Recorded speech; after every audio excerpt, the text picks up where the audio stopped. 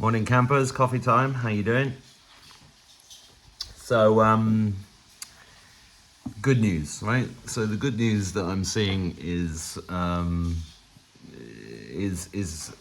quite amusing actually, because it's in the consciousness field. You have to pay attention to stuff that seems innocuous to understand that there's something else going on. And I live in the west of Ireland, and just in the last 2 days, I've been stopped because I drive old cars, right? So I drive an old Jaguar and an old Land Rover. And I do this in spite of the crazy taxes that they charge here in Ireland to drive these things, because they don't want you to drive them. They want you to drive electronic vehicles. They want you to sit on top of a giant lithium battery and get zapped all day with their radiation, in exchange for a subsidy or an incentive, which is good for the planet because you're saving the planet. You're not saving the planet at all. You're killing yourself and creating a tighter prison for yourself. So, and I've met so many people now who bought EVs over the years who ain't ever going to buy one again. And it's great. Anyway, when I first started coming to Ireland a couple of decades ago, you'd often get stopped in the street and have a chat with a old fella or a farmer or somebody just having a chat about your car. And it's something I noticed disappeared in the last 5 years, and nobody, because my cars are quite interesting and I look after them, but if you're a car nutter, and why wouldn't you be?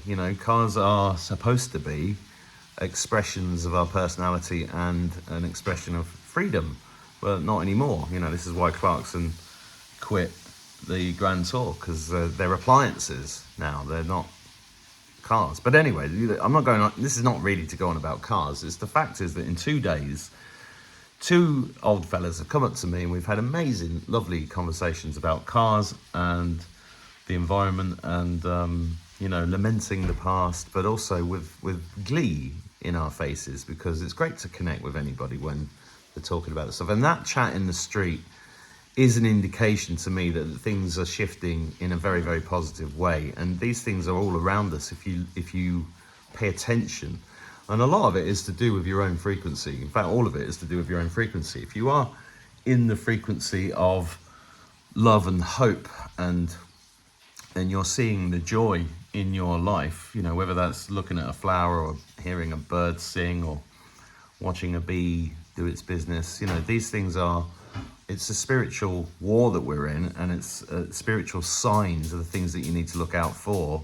And having a chat in the street is often a very spiritual sign. And so I've been very pleased about that, because this followed this morning when I made a post about the woman that is, well, not really about the woman. There's a woman standing for president in Ireland called Mary Steen. Now, she looks on the surface to be a very, very nice person, and she's talking about getting rid of abortion and going back to, she's talking about being concerned about inward migration from people that share few of our social and cultural expectations have left many bewildered and afraid, yet any who express such concerns are derided and condemned. Even that most basic expression of Irish patriotism, flying our flag, is treated as suspicious at the highest levels of government. Sounds fantastic. I honestly think she sounds great. However, I am skeptical of everybody, actually, including myself, believe it or not. I've spent many years looking in the mirror going, are you for real? Are you a clone? And maybe I am. I don't think so, but anyway, inadvertently, I kind of wrote a manifesto here, and look, I've got nothing against Mary Steen whatsoever, and I hope she really is a good woman, and she does look like the best candidate at the moment. Conor McGregor's pulled out for reasons I don't fully understand at the moment, but he did a good job of highlighting election interference, which is what Mary's getting now, because the main party is trying to block her being nominated, and that is a problem. But is it, because it's called the theatre of politics for a reason, because everybody in politics is an actor. Everybody, all of them, even the ones we like. although some of those, in my opinion, are not really politicians. They're part of a military operation. But that's another story, and maybe this is part of a military operation. But anyway, I wrote some stuff down, which is kind of a manifesto, just with some bullet points here that I'm just going to talk you through very quickly, just to see what you think and see if you can add anything to this, because I think it's time for us not to take manifestos from political parties, but to actually create our own. And really, these manifestos that I'm about to read to you should be going up on the blockchain so that everybody can contribute. And if you don't know what the blockchain is, go and research it. It's an irrefutable ledger. So these thoughts can be recorded, and we should be using the blockchain for voting and getting rid of all politicians and all political parties, because they're completely irrelevant and used to divide and conquer us completely and control us, and to push agendas by people holding the strings. So let's just cut all of those out. Anyway, here's a list of things that I put in that Ireland needs, but these things can also be applied to any other country. Firstly, Ireland needs to get out of the EU, 100%. The EU is a satanic paedophile ring. That's all it is, right? And it's designed to take away freedoms. It's completely undemocratic. They use the same tactics as the mafia would use in a town, where they, build a few roads and, and then put adverts all around the place saying how great we are, look at the roads we built, whilst they're raping your grandmother behind your back. We should, and this is why I pointed this out with Mary Steen, because she is a barrister. And ultimately, somebody who is a barrister has spent their life upholding a fake maritime legal system. The whole legal system that we're all living under is completely fake and based upon maritime law. We need to go to natural law, sometimes known as common law. They sometimes get confused, but the laws of the land, the laws of God, right? Standing as a man or a woman under our Creator. That's the law that we need to go back to. So I am a bit suspicious about the fact that she's a barrister, but however, maybe she's a Trojan horse, I don't know. We need to remove the corporations that masquerade as government authorities. This includes the government themselves, they are limited companies or LLCs in other places. They are not actually, they're just corporations for profit. Corporations, the police, corporations. We have to get rid of these and replace them with things that we own, right? So then we can hold them accountable, because at the moment, they are not accountable to anybody, because, except the people that own them, own the companies. I don't think even the people that work for these corporations know that they're working for a corporation, but these corporations have zero jurisdiction over you or me until we enter contracts with them by falling for their contracts, like the birth certificate, for example, that when you register a birth of a baby, you're actually signing your baby over to the state. When you get married, you're not marrying the person that you're marrying. If you do it legally, you're actually marrying the chaperone, which is the state. So, we've got a long way to go here. What else can I ever put in this list? Reintroduce Irish currency based on value. That's the same for every country. Reintroduced currency based on value, which could be precious metals, could be energy, could be labor, could be a bunch of things. I mean, people say that cryptocurrency has no value. Yes, it does, because you have to use power and cryptography and computer processing power to create it in the first place. The value thereafter is based upon the limit in supply and based upon the usability and other things. But the value, there is an intrinsic value to a lot of cryptocurrencies. Some of them are complete bullshit. But there is no value in fiduciary issue paper money at all. That's the big con of the central banking system, which incidentally is owned by the Rothschilds family, if you didn't know that. And that has to go, because that's really the principal tool of our enslavement. And if you don't understand what I mean, go and read G. Edward Griffin's book, The Creature from Jekyll Island. That's a great place for anybody to really start to understand the nature of the prison that we all got born into, and how we are actually slaves in this system. Following that, cut taxes completely. We don't need taxes at all. Go and read a great book by Dominic Frisby called Life After the State.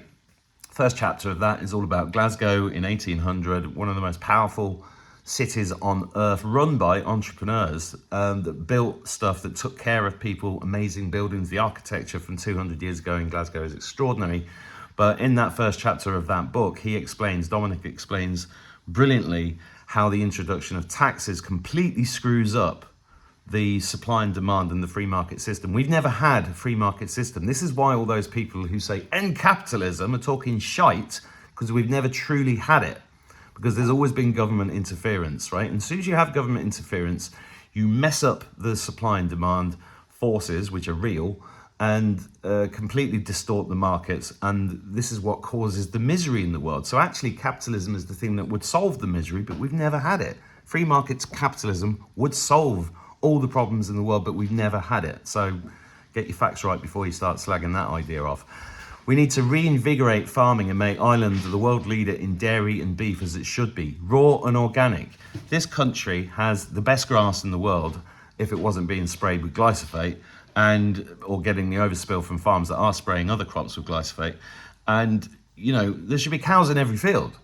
You know, the beef here is incredible. The farmers have been completely and utterly raped in this country, the same as they have worldwide, for a very long time. I know dairy farmers who've got 4 or 5 cows now, who used to have hundreds of cows, who say they get paid more by the EU not to farm than they do to farm, let alone all the trees that have been, I mean, they've just stolen the farms off Irish farmers with these bloody awful trees that don't belong here and destroy the land. It's all part of a long-term strategy to destroy the country. And it's not just in Ireland, it's worldwide. So let's get that back in. This country should be one of the richest countries on the planet. And I'm not talking about the money it brings in from taxes from Apple and American pharmaceutical companies. I'm talking about sovereign wealth. That's what the country could have. And I'm not seeing anybody talking about these things. So that's why I'm bringing them up today.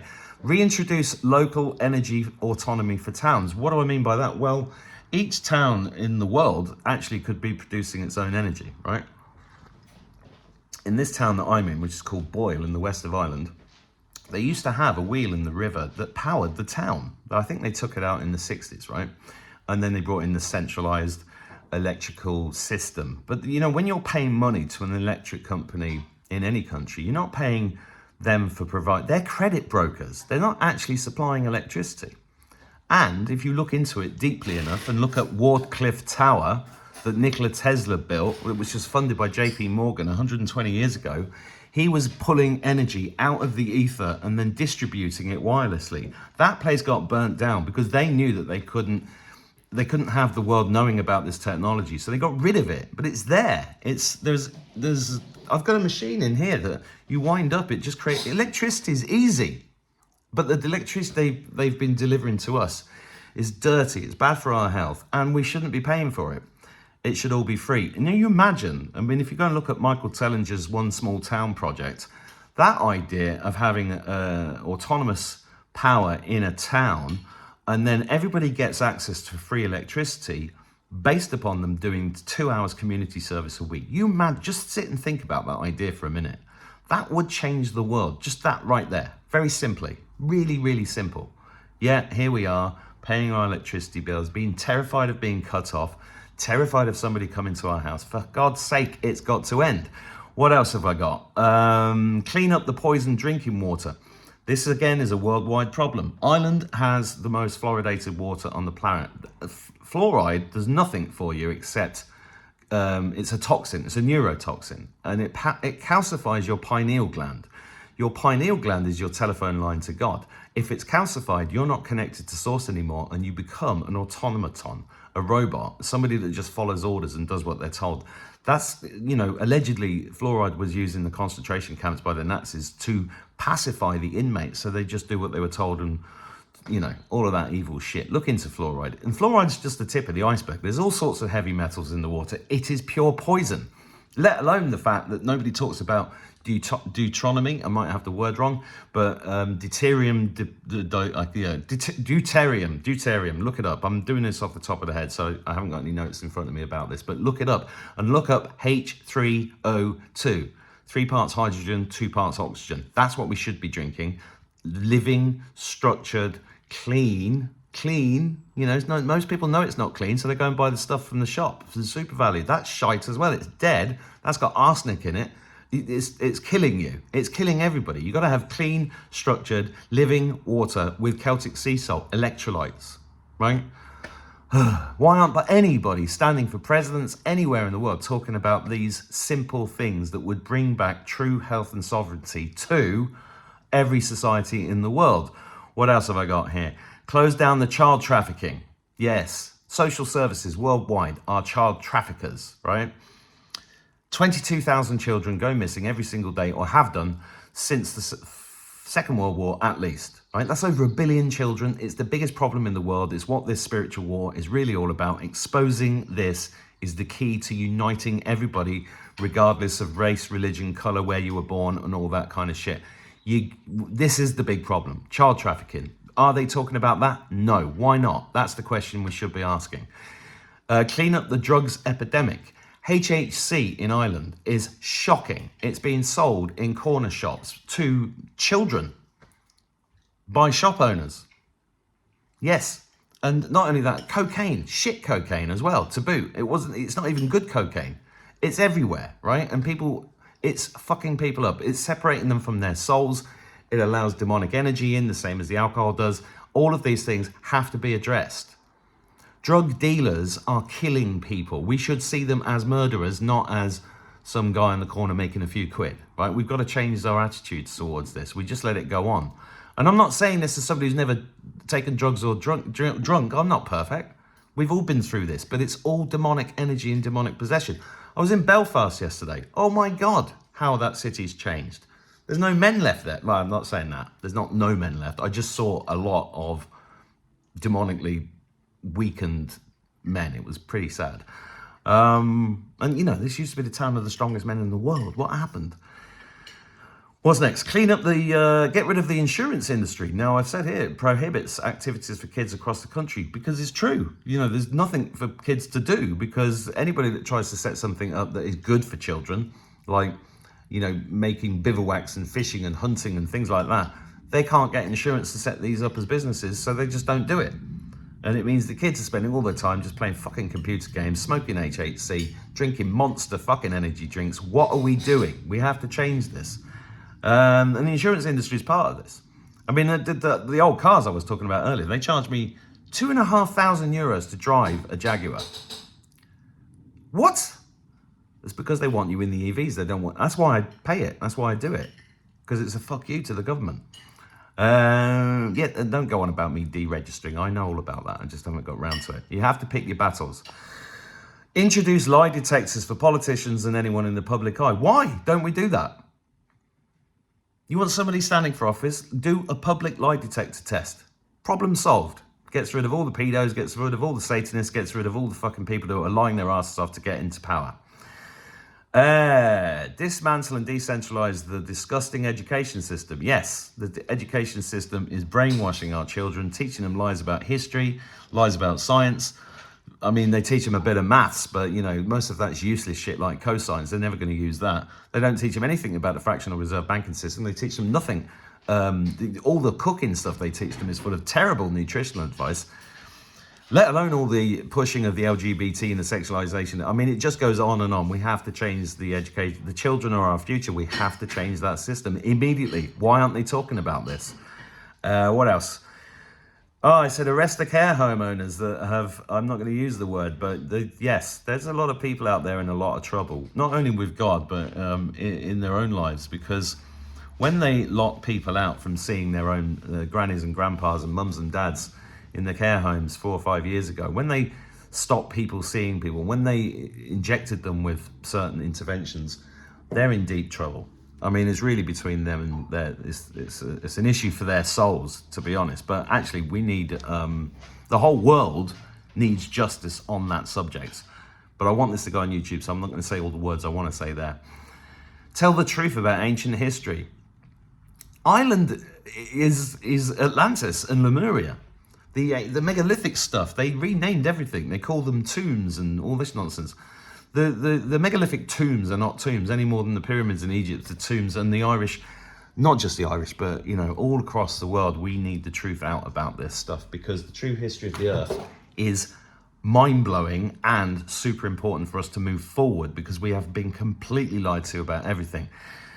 Disband the HSE, that's the health service in Ireland. It is not a health service, it is a health disservice, and it needs to go immediately, and we need preventative healthcare. That's why me and my friend Gary set up a healing center called live5dhealth.com. I'm not doing this to promote that. I don't care if you come there or not, but we built it to be a hand over the bridge for anybody that wants to actually heal themselves on a cellular level and get all this toxicity out of us so that we can, and get the telephone line to God open so that we can move forward as a society. This is supposed to be a 5-minute video. It's 20 minutes and my bacon and eggs is cold.